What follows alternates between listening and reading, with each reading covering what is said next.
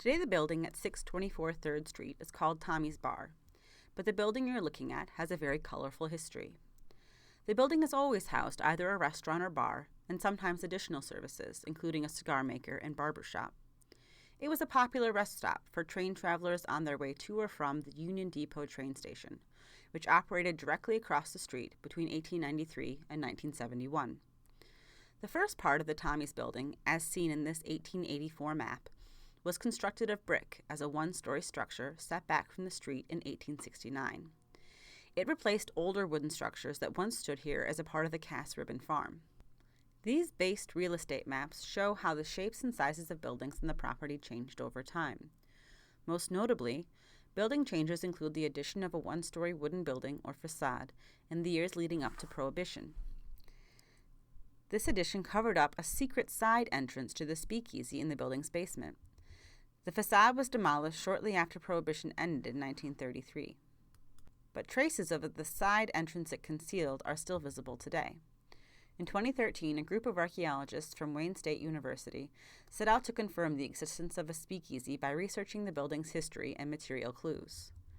There are no records of any violent crimes or smuggling taking place here, but local folklore recalls that a speakeasy, frequented by Detroit's infamous Purple Gang, existed in the basement of the building during Prohibition. Prohibition started in Michigan in 1917, 2 years earlier than the rest of the country. Some historians estimate that the Detroit River crossing brought 75% of all smuggled alcohol into the U.S. during Prohibition. Tommy's Bar is conveniently located just 2 blocks from the Detroit River. The Purple Gang was made up of first or second generation Detroiters, most of whom were Russian and Polish American Jews. The gang originated on Hastings Street in Detroit's Paradise Valley neighborhood in the early 1900s. By Prohibition, they held a monopoly on the city's criminal underworld and bootlegging activities. The Purple Gang were such a powerful and ruthless group that even famous mob leader Al Capone cooperated with them and used them to supply his Chicago outfit with illegal alcohol. Over the years, visitors to the various bars housed in this building have shared their memories of the speakeasy. They report that 1. The speakeasy was underground, 2. It was accessed by an underground tunnel that had a staircase in it, and 3. It was a well-furnished, wood-paneled room. In 2013, Wayne State archaeologists discovered convincing evidence of the speakeasy. The evidence included an underground tunnel with traces of a staircase, 2 secret basement entrances, a fake room and false walls, and artifacts from the period.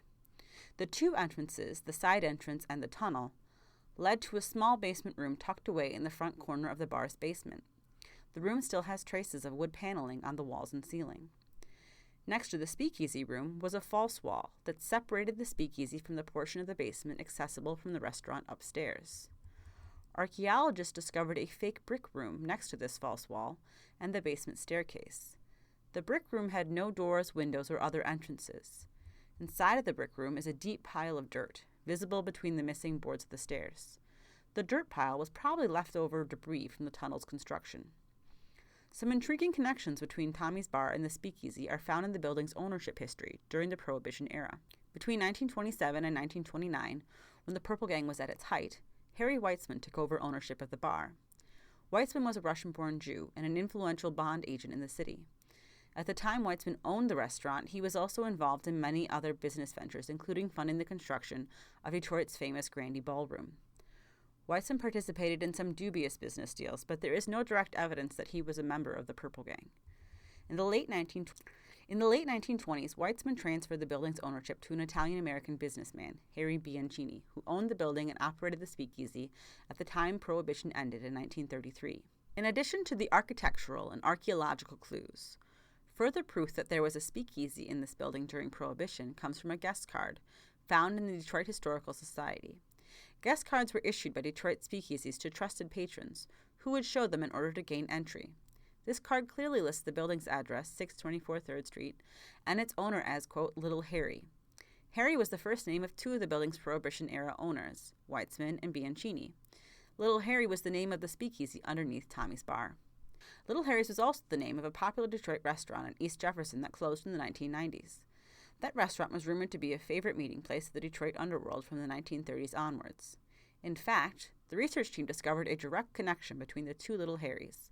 The Little Harry's restaurant on East Jefferson first opened in 1934, just 1 year after Prohibition ended, and the Little Harry Speakeasy on 3rd Street closed. Records show that both Little Harrys were owned and operated by none other than Harry Bianchini.